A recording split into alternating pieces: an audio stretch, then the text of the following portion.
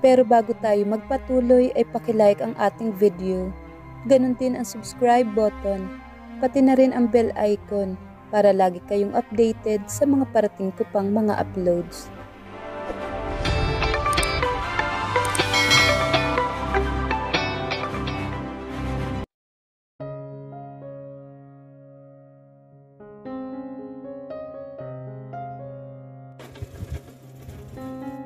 She started it, Nika. Simula ni Joshua na hinila niya sa lanay. Nakaupo kami ni James sa ilalim ng puno habang naghihintay ng bell. Lumapit siya at pinati kami. Then to my delight, sa gitna namin ni James siya naupo. Well, I was totally surprised. Isa pa'y may crush ako sa kanya. Kaya binastos mo siya? Come on, Nika. That's unfair. Para ka na rin si Michael yan eh. Okay, I'm sorry. Go on. Then she started talking. All nonsense talk actually. But boys are boys, Nika. Hindi mo pa maintindihan yan dahil bata ka pa. Wika nito. Umikot ang mga mata niya. Para bang mama nang nagsalita. Josh was of the same age as Michael, 15, and more than a year older than Anna. I am 11 going on 12, Josh, at naiintindihan kong ibig mong sabihin, she said, in her once-in-a-blue-moon proper tone. What happened, Dex? I was really about to invite her to watch some videotapes at home nang bigla'y bumaba ang kamay niya sa hita ko. Nika gasped. Ang munting kamay ay napatakip sa bibig. Do I have to continue? Of course. Muli siyang sumeryoso. I don't think you're up to this. Nag-aalangang sabi nito. Iisipin ko ikaw may kasalanan kapag hindi mo tinuloy yung kwento. Banta niya. Okay. While she was talking and smiling, she slowly moved her hand upward until her hand reached my... And oh, Nadia, don't make me say it. Pakiusap nito. Nanlalaki ang mga mata ng batang babae. More or less, she had an idea kung anong ginagawa ni Anna. Nang bigla'y matanawan niya si Michael na patungo sa amin, patuloy nito. Bigla niya tong tinawag kasabay ng pagtayo at nagtatakbo pa sa lubong dito. Then the next I knew, she was crying hysterically na binastos namin siya ni James. Bakit hindi niyo pinaliwanag kay Michael? We did. James supported my explanations. But Anna was crying at hindi naniniwala si Michael. Hindi sana namin gustong lumaban pero nasaktan ako sa unang suntok niya. So there. Nagbuntong hininga ito. Hindi nagsalita si Nika. Nakatitig lang sa kawalan. How Anna summoned her tears instantly was a puzzle. And she believed Joshua's story. I'm sorry kung natamaan kita. Ang takot ko nga eh, dahil napagalitan na ako sa bahay dahil sa nangingitim ng mga mata ko. Baka magsumbong ang mami mo sa daddy ko. Tiyak grounded ako. It's okay, Josh. Hindi malalaman ni mami. Nagpaalam na itong umalis nang siya namang pagparada ng scooter ni Michael sa garahe nila. Dumilim ang mukha nito nang makita si Joshua. At sa tansya ni Nika ay nakahanda makipag-away muli. Joshua stood his ground subalit inakay ito ni Nika palabas ng gate. Anong ginagawa niyo dito? Sita ni Michael sa kanya na makapasok siya. Gusto niyang sabihin kay Michael ang ikinuwento ni Joshua sa kanya, subalit pinabuting hindi na. Hindi ito maniniwala. Humingi siya ng paumanhin sa pagkakatama niya sa akin. Hinawi ni Michael ang mahabang buhok ng bata mula sa mukha patungo sa likod niya. Masakit pa ba? He asked gently. Nahalinhan ng concern ng animosity sa mukha. Nilagyan mo ba ng cold compress? Dinaman ng thumb nito ang mga sul-ngasol na ibabang pisngi niya. Tumango siya. Michael was being himself again, caring and thoughtful. Kung bakit ba naman basta kanilang pumagitna, alam mo nag-aaway kami eh. And so it was my fault? Of course not. But it would have been wise if you stayed away from us. Tingnan mo si Ana, na hindi lumapit malibang natapos na.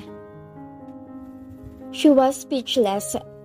Sa batang isip ni Nika ay muling gustong bumangon ng galit. Sa paningin ni Michael ay walang ginagawang mali si Ana. How Ana managed to do it? Nagkakagulo sa isip niya. Nasa 3rd year na siya ng high school at si Ana naman ay 4th year na at si Michael ay graduating na sa kolehiyo. Kung dati si Ana lang ang kalaban niya sa atensyon ng binata, ay hindi na ngayon.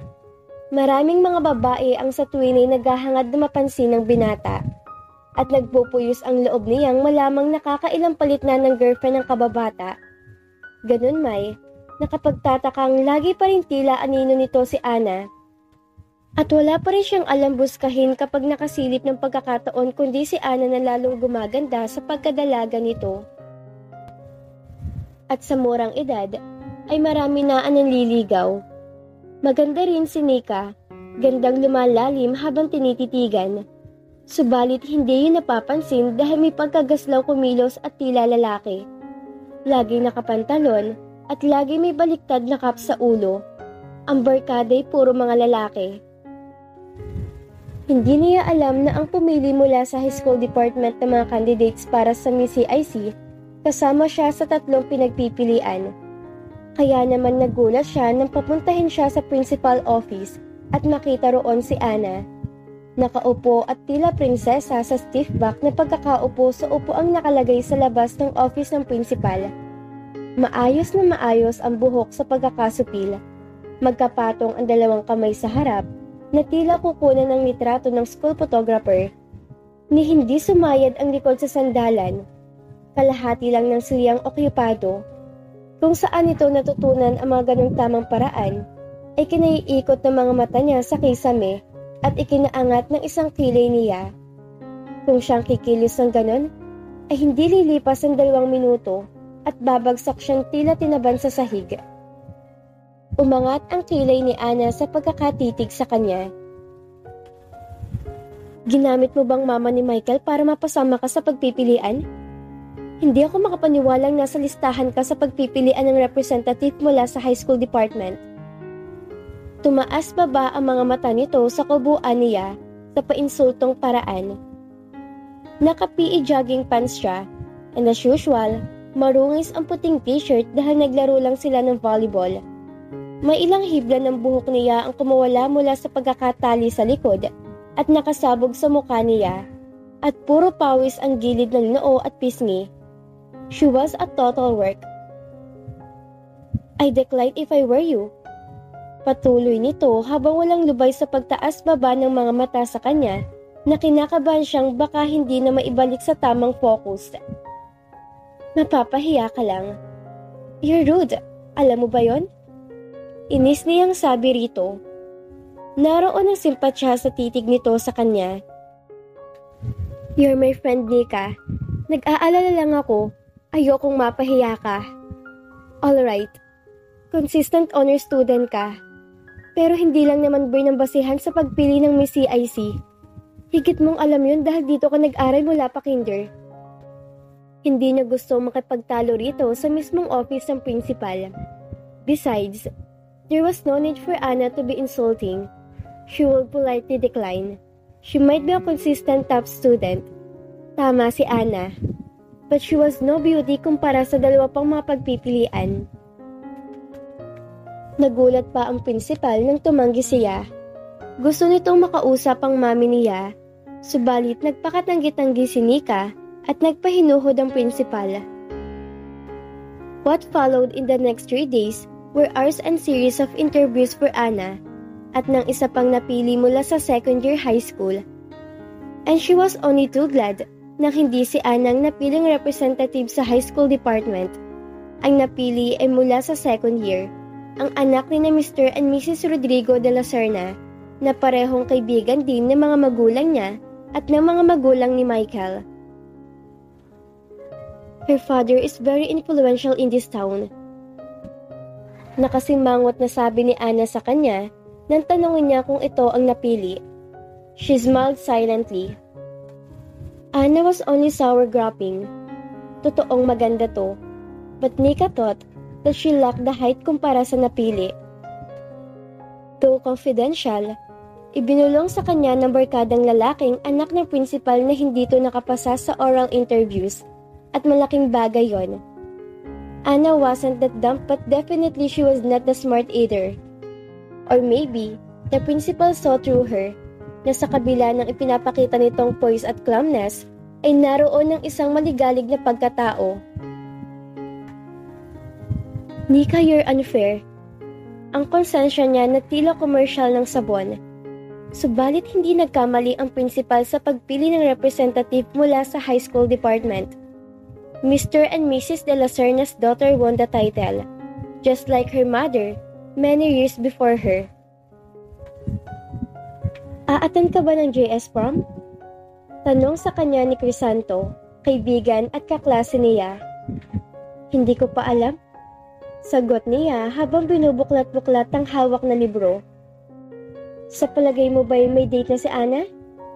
Tanong nito sa kanya. Malay ko. Kibit balikat niyang sagot at pabirong hinampas sa braso ang barkada at kaklase. At may bala ka pa palang pumarma kay Anna, ha? Namula naman si Crisanto. Medyo. Ay naku, Crisanto. Naghahanap ka lang ng batong ipupukpok sa ulo mo. Maghanap ka na lang ng iba.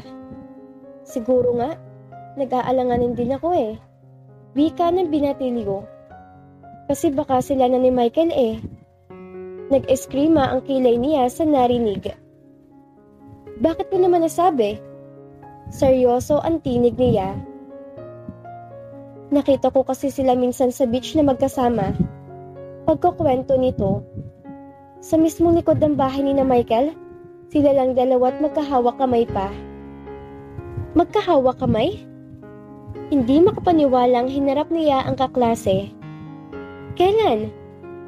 Huwag kang tumili. Tinitingnan tuloy tayo ng mga tao. Saway nito. A week ago or so, kaya lang nakalimutan kong itanong sa'yo. Wala kong alam. Napatingin siya sa kawalan at nag-isip.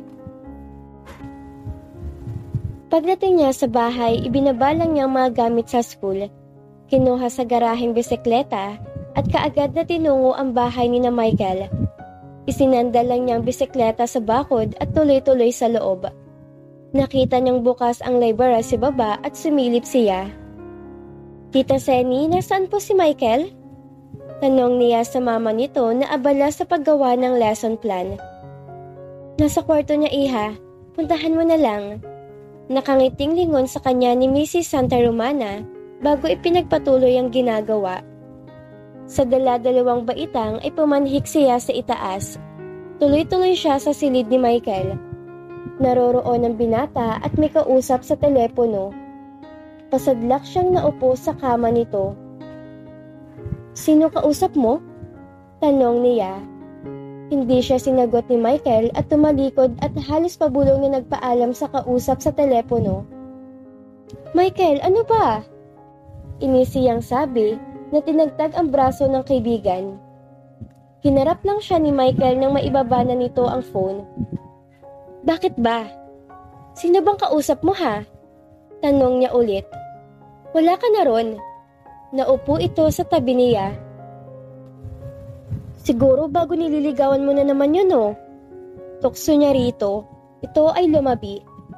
Oy ano naman, binatakot malayang manligaw. Inarapan niya to at kinuhang unan at hinampas dito. Isumbong kaya kita kay Tita Senny. Pananakot niya. Kundi pa may nagsabi sa akin nag-date kay ni Tricia sa Trinidad. Sumbongera ka na pala ngayon? Natatawang sabi ni Michael, sabay salag at agaw sa kanya ng unan. Pero matagal na yung nabalitaan mo, sweetheart. May bago na uling boyfriend si Tricia. So, ibig sabihin na iba naman ngayon? Pinanlakihan niya ito ng mga mata. Chismosa? Pinindot ni Michael ng mariin ang ilong niya. Aray! Isang malakas na sigaw ang pinakawalan niya at at sakalang binitawan nito ang namumula na niyang ilong. Tingnan mong ilong mo, parang hinog na kamatis. Nakangising buska nito, habang maluhaluhang hinimas naman niya ang nasaktang ilong. Kamatis pala ha? Dinampot niya uli ang unan at pinaghahampas ito. Dumampot din ang unan si Michael at gumanti rin ng hampas. Pareho na silang nakatayo sa ibabaw ng kama na tila mga wrestler. Tumitili si Nika habang naghahampasan ng mga unan na ang mga polyester na nauubos ay nagkalat na sa ibabaw ng kama at saig. Michael! Nika! Ang mama ni Michael. Nasa bungad to ng pinto at nakapamewang at nanlalaki ang mga mata. Bigla silang natigil sa ginagawa. Nagkatingin ng sandali at nagbawiri ng tingin. Humihingal na naupo sa kama si Nika. Sumunod si Michael at naupo sa gilid ng kama. Ano ka ba, Michael? Si Mrs. Evangelista at isa-isang pinupulot ang mga polyester na nagkalat sa paligid. Baka akala mo 12 anyos ka pa lang, kumangharot kayong dalawa? Ang lalaki nyo na para ba kayong mga bata kong umasta? Naririnig sa buong subdivision ng mga boses nyo. Pati trabaho ko naabala nyo. Hindi nito malaman kung matatawa o magagalit sa dalawa. Umiiling na inilagay nito sa ibabaw ng study table ang sinamsam na polyester. Binigyan niyo pa ako ng trabaho ngayon. Sinikang sisihin niyo, Mama. Ani Michael na nilingon ang dalagita at pinipigil ang mangiti. Aba, at bakit po ako? Painosenteng depensa niya. Siya po titang nauna. Kayong dalawa, oo? Kinuha nito sa kamang mga unang nabusbos at ang naipong polyester at lumakad patungo sa pinto. Dadalhin ko na to at nang matahilan ni Mameng. Gustong makalabas ng silid ni Senny ay bumunghalit ng tawa ang dalawa. May kung ilang sandali ring nagtawanan. Maya-maya'y hinarap siya ni Michael. Nilaro-laro ang buhok niya. Bakit ka nga pala narito? Tanong nito. Huwag mong sabihin para makipaghampasan ng unan. He teased. She grinned. Kaya ako nagpunta rito kasi may tatanong ako sa'yo. Umayo siya sa pagkakaupo sa ibabaw ng kama. Tungkol saan? Tanong nito na nahiga ng pahalang at iniunan ang mga braso, ang mga binti na kalawit sa kama. Kay Ana, sagot ni Nika. Hindi nakaila sa kanyang interes sa mukha ni Michael nang sabihin niya yon. May boyfriend na ba siya? Nagkipit balikat si Michael. Iniwas sa kanya ang mga mata. Ewan ko, bakit mo naman naitanong? Wala lang, kasi si Crisanto yung kaklase ko. Balak yatang pumarma kay Ana? Bakit hindi mo kay Ana itanong? Nakakainis naman si Ana masyadong malihim. Sumimangot siya. Natawa si Michael sa sinabi niya. Palibhasa super daldal ka. Anyway, isa pa sa sadya ko sa'yo, ay baka dumalo ko sa JS prom namin. Patuloy niya. Si Michael ay nakikinig lang. Baka naman pwedeng maging partner ka? Nakita niya ang pagkabigla sa mukha ng binata. Sandali siyang tinitigan bago, Wag na ako, sweetheart. Baka exam period namin ng araw na yon. Tiyak hindi ako pwede. Sandaling hindi nagsalita si Nika pagkarinig sa endearment. Pangalawang banggit ni Michael yon mula kanina. Maliliit pa lang silang mga bata, yun na ang tawag sa kanya ni Michael. Katawagang dumalang nang dumating si Ana. At nitong mga nakaraang taon, ay tuloy nang hindi niya narinig mula kay Michael. Ngayon na lang ulit. Kakainis ka naman? Sinabayan niya yon ng buntong hininga. Hindi na lang siguro ako dadalo sa prom? Hindi ba marami ka namang barkadang boys? Ani Michael na tumayo na sa pagkakahigat inakbayan siya. Ayoko nga sa kanila. Ang sabihin mo, takot sa'yo yung mga boys sa school. Kasi naman matun ka at napakagaslo kumilos. Hindi mo gayahin si Ana. Lihim siyang sumimangot sa sinabi ni Michael. Gusto niyang sumbatan to na lagi na lang siyang ikinukumpara sa babae. Si Ana ay mahinhin, mabining kumilos, pinong ngumiti at etc. Muli siyang nagbuntong hininga at tumayo na. Uuwi na nga muna ako? Sige na, Ana. Pangungulit niya rito na magkita sila sa kantin sa eskwelahan. Nika, napakakulit mo. Ani Ana na tuloy sa pagkain. Ayoko sabi, period. Mabait naman si Crisanto eh. Build up niya sa barkada. Wala ka pa naman yatang partner sa prom. Sino may sabi sa iyong wala? Matamis at makuhulugang ngumiti si Ana. May partner ka na? Sino? Interesado niyang tanong. Time ko na. Sige. At bago pa siya makapagsalita, ay nakatayo na ito at nagmamadaling umalis.